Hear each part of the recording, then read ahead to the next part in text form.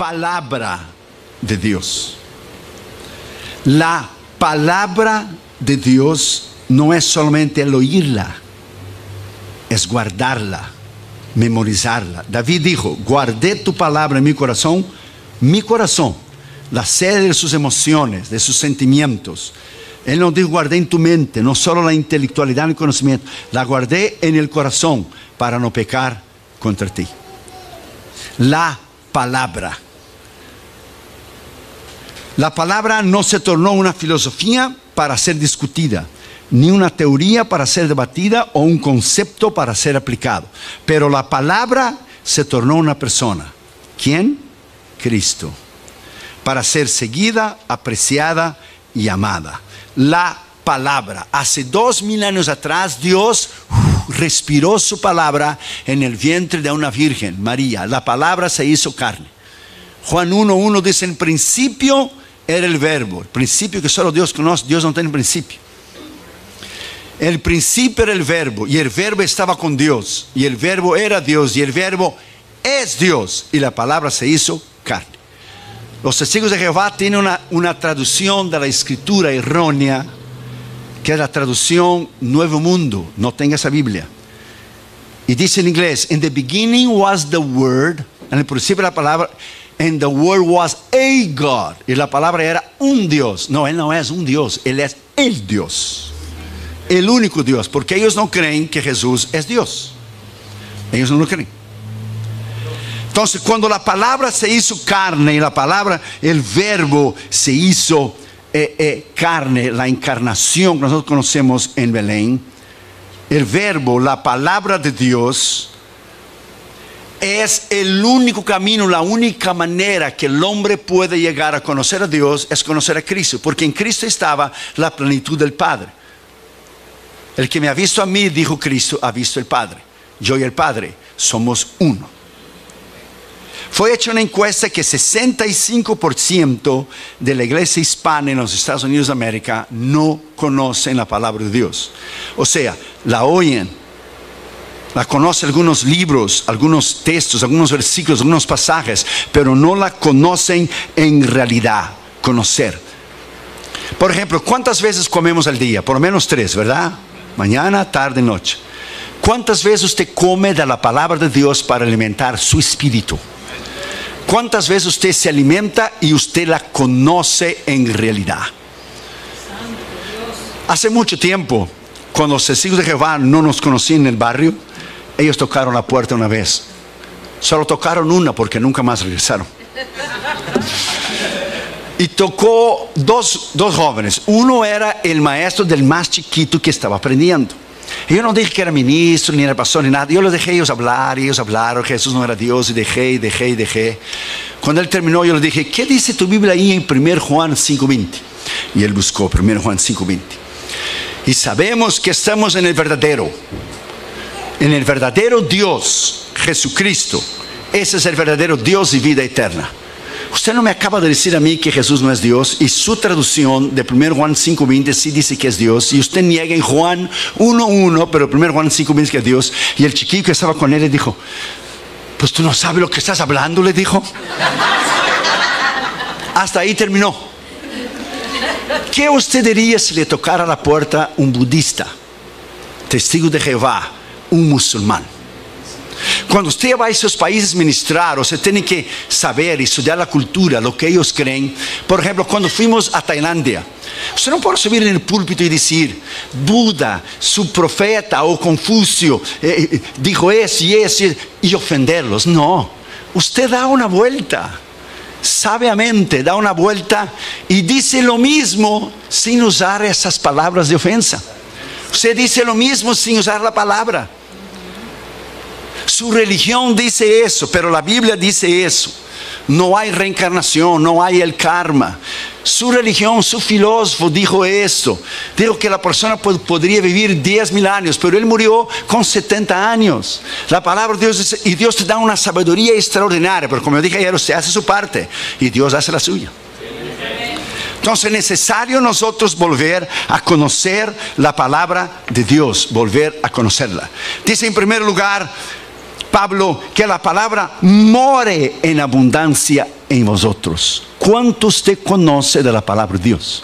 Yo voy escribiendo mis libros y es interesante que voy escribiendo y el Espíritu Santo echa versículo y versículo y versículo y versículo y versículo. El pastor me dice, he leído libros cristianos y no tiene nada de palabra. Tus libros están llenos de la palabra. Pues claro, ¿de dónde vamos a tener la inspiración o ser de la palabra? Pero fíjese el detalle que Jesús dijo: el Espíritu Santo os recordará, os acordará de lo que yo he dicho. O sea, el Espíritu Santo no te puede acordar de algo que tú no has leído y no lo has estudiado.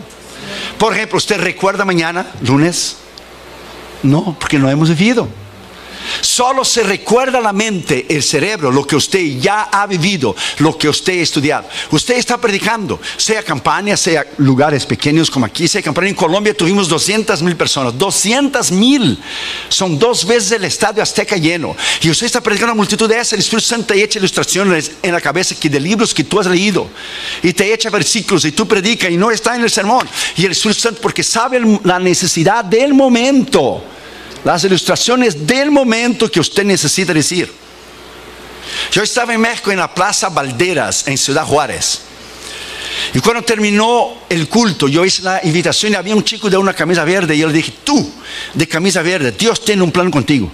El muchacho se levantó y fue corriendo al altar, pero como una bala, pero rápido. Y después, cuando terminó, él fue a la mesita de los casellos y yo le dije: ¿por qué tú corriste? Tú saliste corriendo. Pues es que yo había dicho en mis pensamientos. Fíjese bien que Dios conoce el intento de los pensamientos. Si es verdad lo que ese predicador brasileño está diciendo, él va a apuntar el dedo a mí y va a decir: tú, de camisa verde, Dios tiene un plan contigo. Eso solo Dios puede saber. Tú solo puedes decir eso bajo lo que es la dirección del Espíritu. Entonces, en Tailandia, yo dije a Junior adentro del cuarto: Dios tiene que darme una sabiduría tremenda, porque ellos son budistas y tú tienes que predicar 20 minutos y tu traductor traduce 20, ya son 40. Y la gente que no conoce a Cristo, nosotros podemos tener culto de 2, 3 horas aquí, gozarnos en el Señor y bailarnos en el Señor y cantar, pero los impíos no pueden pasar de 30 minutos de mensaje porque ellos no soportan. Y Dios tenía que darte una sabiduría tremenda, porque tú tenías que predicar todo el Evangelio, desde el Génesis hasta la cruz de la resurrección, resumirlo en 20 minutos y predicar el Evangelio y tu traductor transmitirlo. ¿Y cómo tú vas a subir a un púlpito en una nación de esta sin conocer la palabra de Dios? Eso es imposible. Esto es imposible. Es igual el jovencito que empezó a predicar. Claro, era muy joven, y Daniel y David están muy cerca. Y el jovencito dijo en el púlpito, y David oraba 3 veces al día. Y el pastor estaba en la plataforma y dijo: no es David, hijo, es Daniel. Pero la gente: gloria a Dios y aleluya, porque hay gente que no oye lo que el predicador está diciendo. Y yo he notado que en su iglesia usted oye, usted presta atención. Los predicadores que vienen a su iglesia tienen que ser predicadores de verdad, porque hay iglesias que usted va y ellos no te dejan ni predicar. Pero su iglesia, usted oye, usted está asimilando, usted está analizando, y eso es muy bueno, porque usted ha sido entrenado por los pastores a oír, a discernir. Y si alguien dice algo que no es correcto, no es bíblicamente correcto, o dentro de la doctrina, usted sabe. Dámonos, yo fuimos a una iglesia en Massachusetts, que la gente empezó a saltar y saltar y saltar y saltar, y con los tacones le pegaron, y el pastor me dijo a mí: salte usted también. Yo dije: un momento, yo vine a predicar, yo no vine a saltar. Vine a predicar, no, porque la gente no oía, no estaba acostumbrada a oír. Y el jovencito decía: y David oraba 3 veces al día. Y el pastor aumentaba la voz: es Daniel, hijo. Pero la gente: gloria a Dios, aleluya, gloria a Dios, porque hay que oír el mensaje. Y David oraba 3 veces al día. El pastor: es Daniel.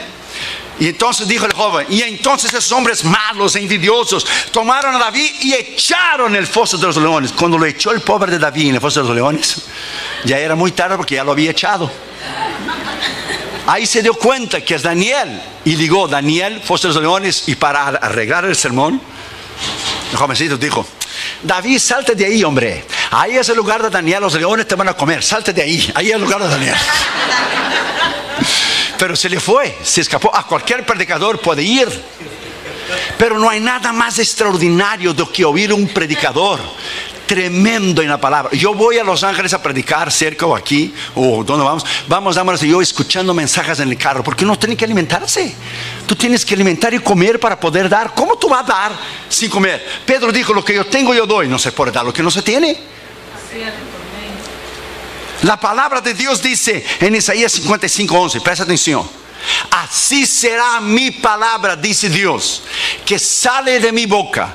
A mí no volverá vacía, pero antes hará lo que yo quiero y será prosperada para aquello por la cual la envié. A 2000 años atrás, Dios respiró la palabra en el vientre de una virgen. La palabra nació, vivió, ejerció su ministerio, murió y resucitó. Y cuando regresó al cielo, no regresó vacía. La palabra regresó llevando tu nombre y el mío escritos en el libro de la vida. Él es la palabra, Cristo. Y cuando usted predica la palabra, usted tiene un poder extraordinario. La palabra, el predicador que predica la palabra de Dios es algo tremendo. Y el diablo sabe el poder que hay en la palabra. Fíjese que el diablo, la gente cree que él es tonto, que él es idiota. No, él no es tonto. La única idiotice y tontería que él hizo fue rebelarse contra Dios, que fue su destrucción. Pero él es inteligentísimo.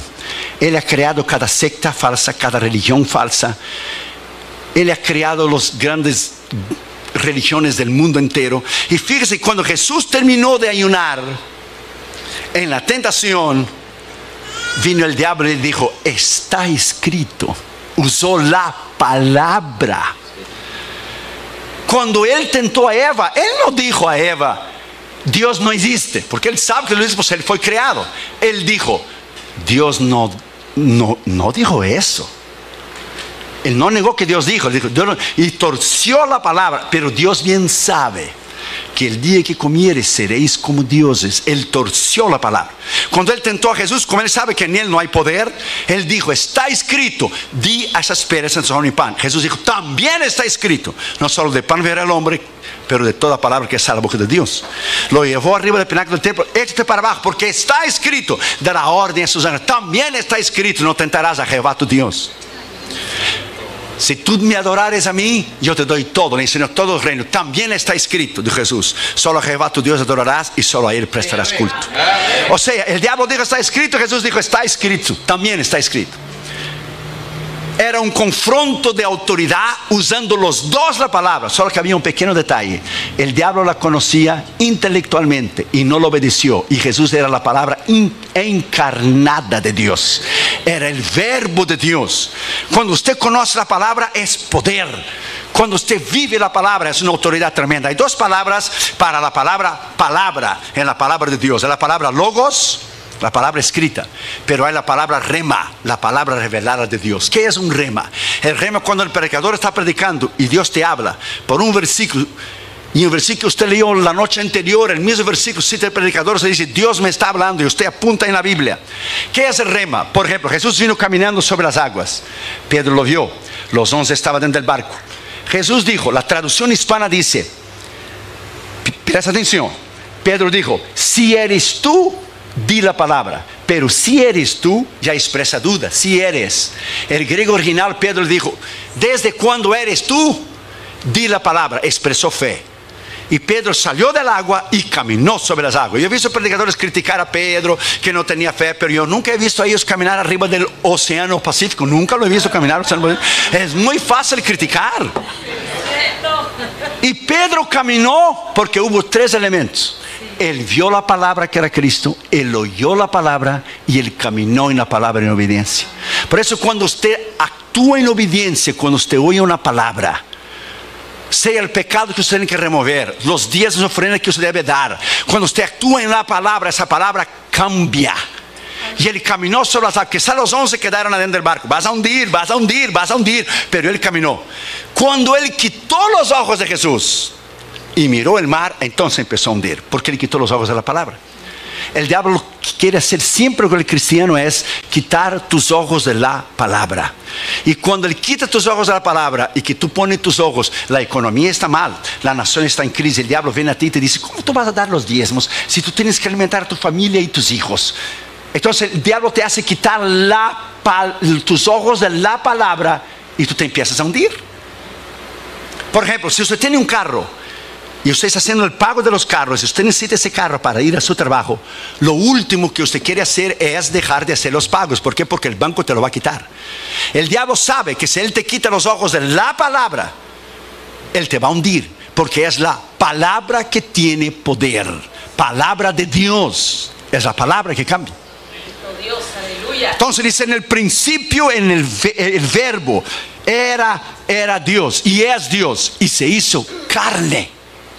Entonces cuando nosotros nos alimentamos de esta palabra, cuando nosotros conocemos esta palabra y usted se llena de la palabra, cuando usted es tentado, usted cita la palabra. Está escrito, diablo, en 1 Corintios 10:13, no nos ha sobrevenido tentación sino humana, pero fiel es Dios que juntamente con la tentación nos dará la salida. Usted cita la palabra que tiene poder. El diablo huye por el poder de la palabra. Es la espada.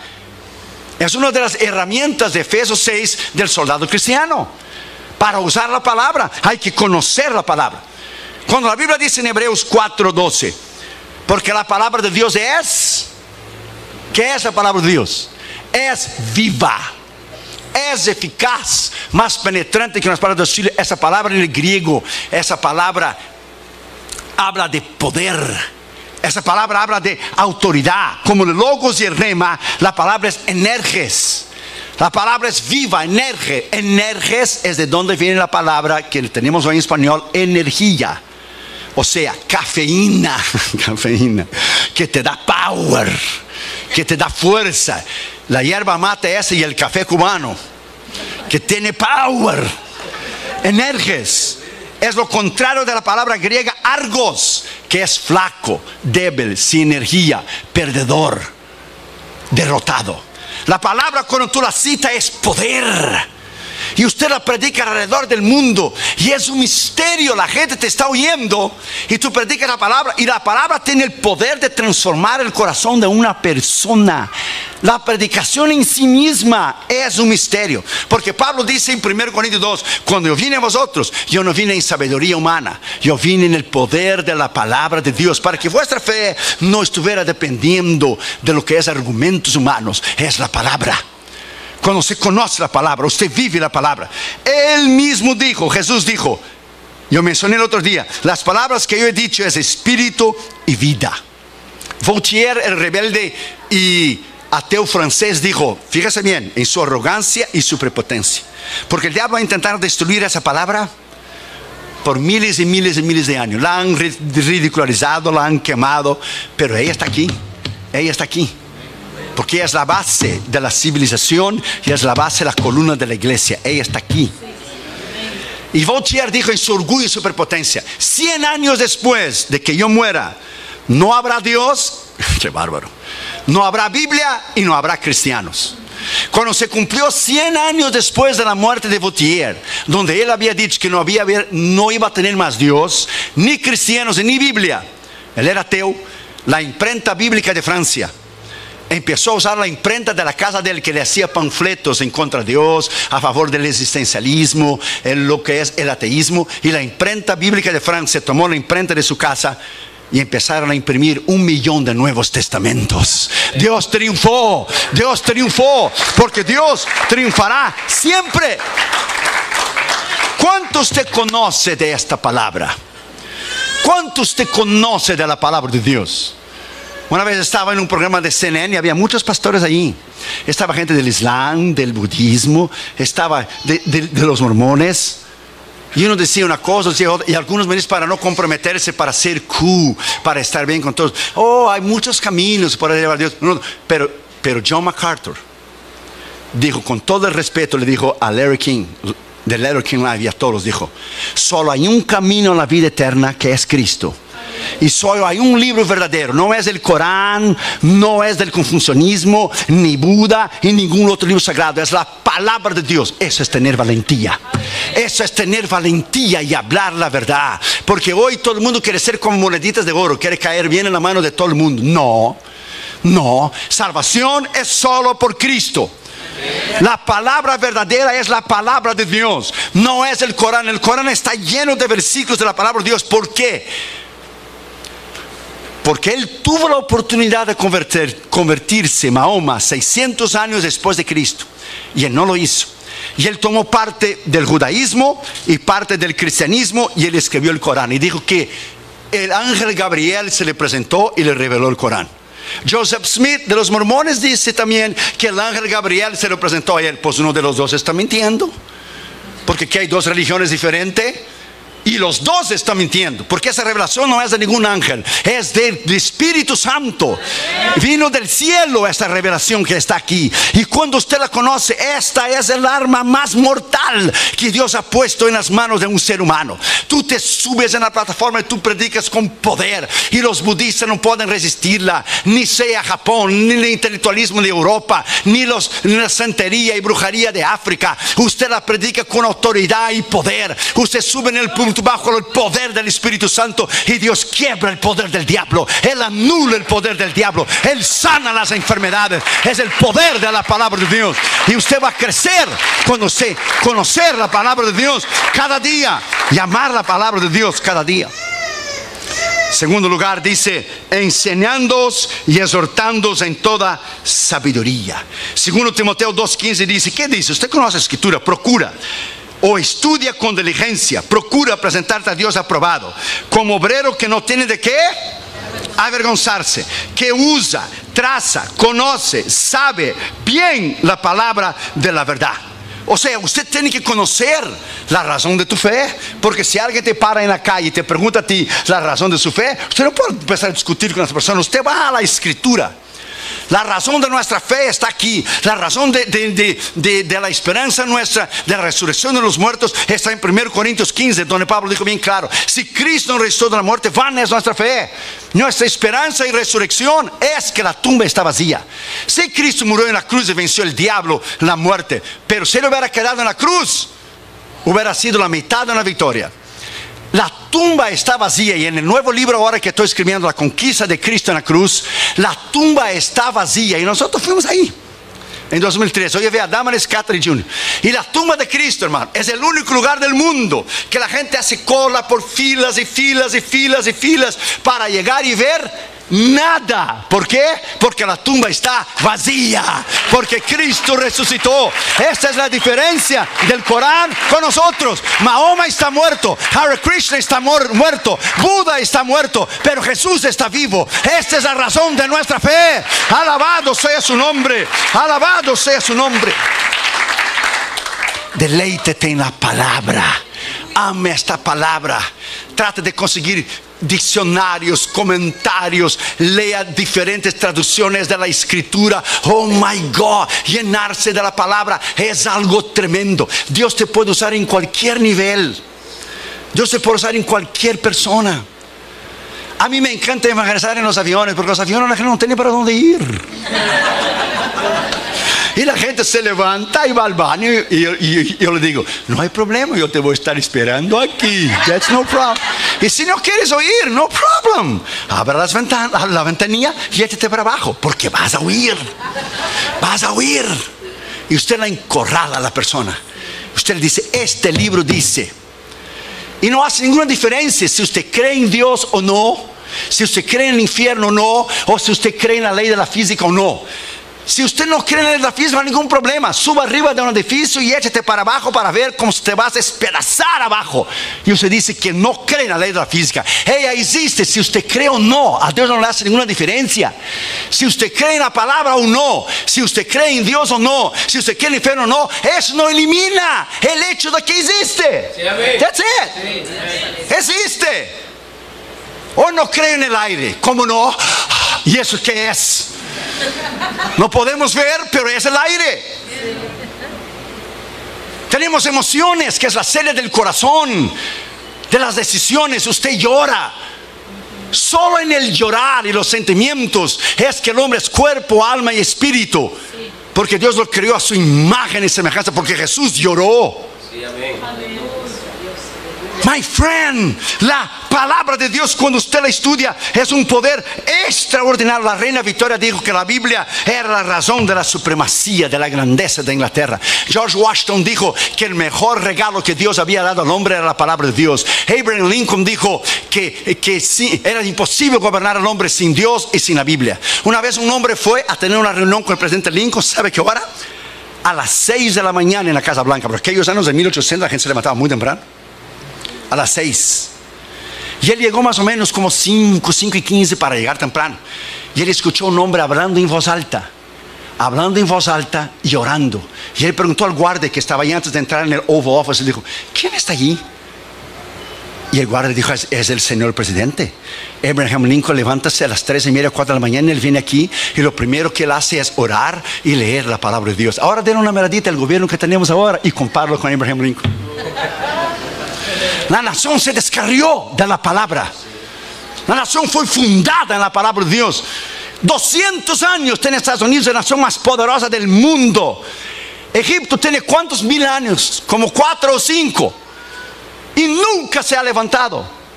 Porque donde ha llegado el cristianismo, ha llegado la civilización. Los países islámicos, la mujer no vale nada. Ella no puede votar, ella no puede manejar, ella tiene que cubrirse en velo. Las mujeres son usadas, los musulmanes, por tener 4 o 5 mujeres. La mujer no es nada, no tiene valor ninguno. Pero donde llegó el cristianismo elevó el valor de la mujer. Porque no hay griego, ni judío, ni mujer, ni hombre. Somos todos uno solo en Cristo Jesús. Donde llegó el cristianismo, llegó la civilización. Esos países, aunque tienen oro, petróleo y dinero, son países incivilizados. Donde la mujer es una chancleta y no vale nada.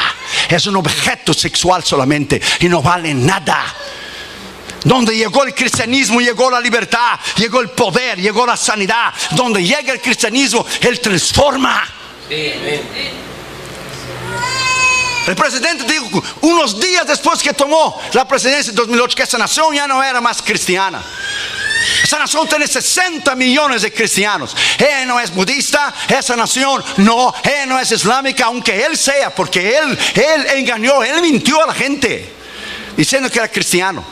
Y los pastores bautistas, principalmente los bautistas, los pastores de black pastors, los pastores morenos de color, los pastores negros votaron en él pensando que era bautista. Él es un mentiroso y engañador. Él es musulmán.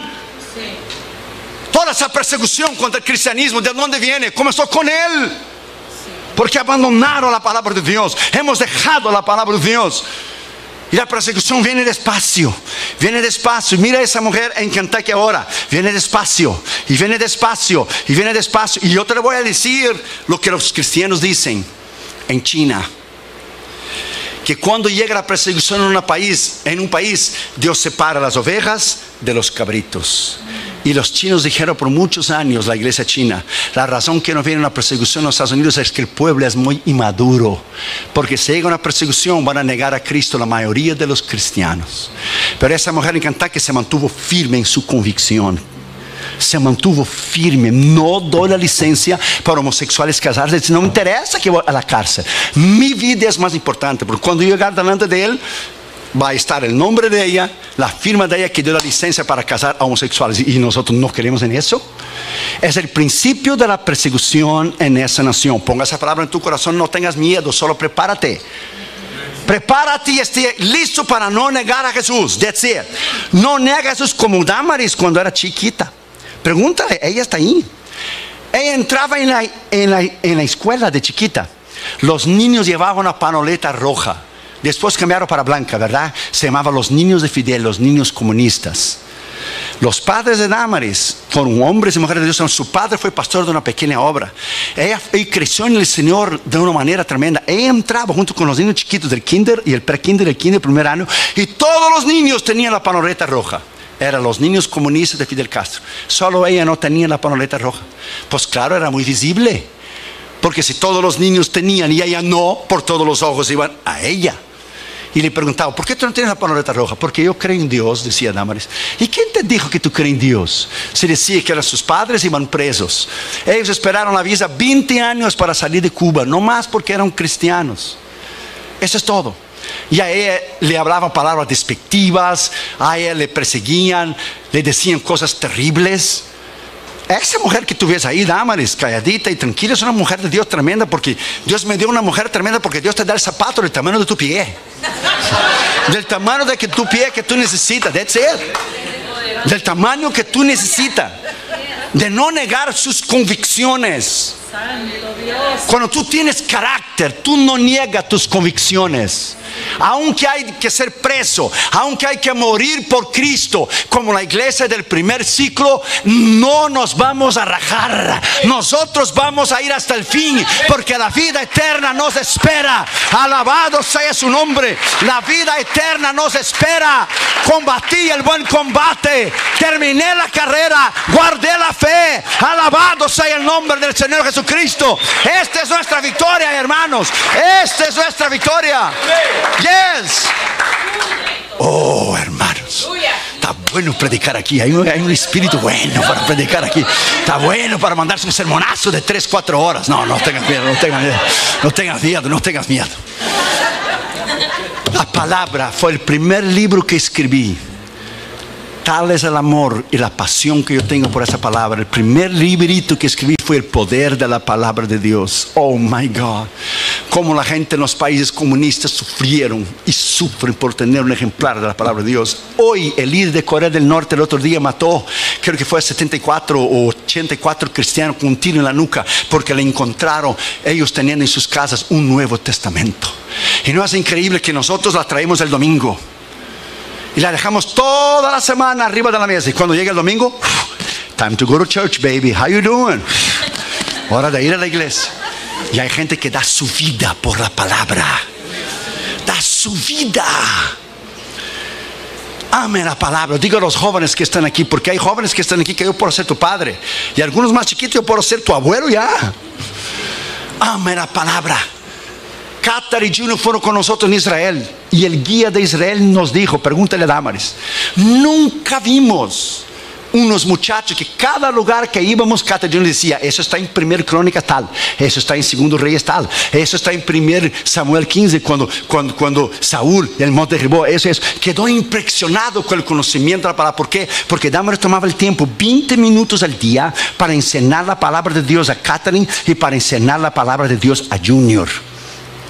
20 minutos al día. Ellos leyeron y aprendieron a leer español en la Biblia, porque Damaris le leyó la Biblia en español a ellos, y ellos crecieron estudiando la palabra de Dios. Cuando ellos tuvieron que pasar del middle school cristiano al high school, ellos tuvieron que memorizar 100 versículos bíblicos, 100, 50 del Antiguo Testamento y 50 del Nuevo, y se pasaban día y noche memorizando los versículos, día y noche. Y cuando pasaron, todavía me acuerdo como si fuera el día de hoy, llegó Qatar Junior con el diplomacito y me echó el diploma Junior delante de mí y dijo, mira papi, 100 versículos bíblicos de memoria. Estoy seguro que lo único que tú sabes es el Salmo 23 de memoria. A ver, dime para mí, el Señor es que mi pastor, no faltará. Que nuestros hijos fueron enseñados en la palabra. Cuando tú enseñas a tus hijos en la palabra, ellos te darán paz. Enseña al niño su carrera, y cuando fuere viejo no se apartará de ellos. Tranquilo.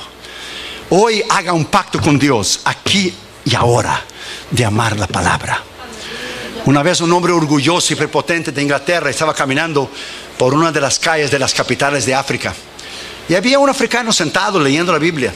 Y llegó al inglés y dijo, nosotros ya no leemos más este libro. Este libro está ultrapasado, es antiguo, es viejo. Nosotros en Inglaterra ya no leemos más este libro. Y el africano levantó la cabeza, le miró a él y dijo, por dele gracias a Dios que aquí en África nosotros sí leemos ese libro. Y dele gracias a Dios que yo he leído ese libro y yo me he convertido a lo que ese libro dice. ¿Y por qué dijo en inglés? Porque si yo no estuviera leyendo ese libro ahora mismo, yo ya te hubiera comido vivo. Yo soy un ex caníbal. Yo te hubiera comido vivo si yo no hubiera practicado y leído este libro. Este libro es el que transforma. Este libro es el que salva. Es la palabra, Cristo. Cuando usted predica este libro, my friend, este libro, solo este. Fíjate, este libro, si usted lo pone abajo de todos los libros en tu biblioteca, ella sostiene a todos los libros. Si tú pones este libro en el medio de todos los demás libros, ella es el corazón, es el centro de todos los libros. Y si tú pones ese libro arriba de todos los libros, ella es la cabeza de todos los libros. Tú la pongas donde tú quieras, ella se va a distinguir sola. Sola se va a distinguir. Sola. Palabra de Dios. 40 autores. 40 autores en un espacio de 2700 años escribieron lo mismo. Esto es imposible. Ellos no se comunicaban en email o Facebook o Twitter. Escriba eso porque yo escribí. No, 40 autores, 2800 años la escribieron. Diferentes autores y dijeron lo mismo, profetizaron a Cristo, que es el centro de la escritura. Es una imposibilidad que este libro sea de origen humana. Imposible. Las profecías de Daniel, it is amazing. El sueño que él tuvo, la cabeza de oro, el imperio de Babilonia. Él miró el pecho de plata, el reino de la Media y la Persia, que vino después de Babilonia. Él miró después lo que es los brazos y las piernas de hierro.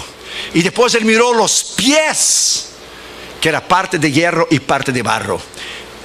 10 dedos son 10 países del mercado común europeo ahora. Es el último reinado del mundo. Y dijo Daniel, y cuando yo vi, salió una piedra del cielo sin intervención de mente humana y desmenuzó la cabeza de oro, desmenuzó lo que es el pecho de plata, desmenuzó lo que es las piernas de bronce y desmenuzó los pies y los dedos de hierro. Y esa piedra creció y tomó todo el mundo. ¿Quién es? Es el reino de Cristo. ¿Quién es la piedra, la roca? Cristo. ¿En el tiempo de cuál? De ahora, de los 10 países del mercado común europeo. La iglesia está a punto de subir. Viene la gran tribulación, el anticristo arregla todos los problemas del mundo, y al final de la gran tribulación viene el juicio de las naciones, la guerra del Armagedón, y viene Cristo a establecer su reino en el milenio, y nueva tierra y la nueva Jerusalén. Estamos en el fin, hermanos. Estamos en el fin. Siga adelante, siga leyendo, siga orando, siga estudiando. Oh, alabado sea el Señor. La victoria es nuestra en Cristo Jesús. Alabado sea su nombre.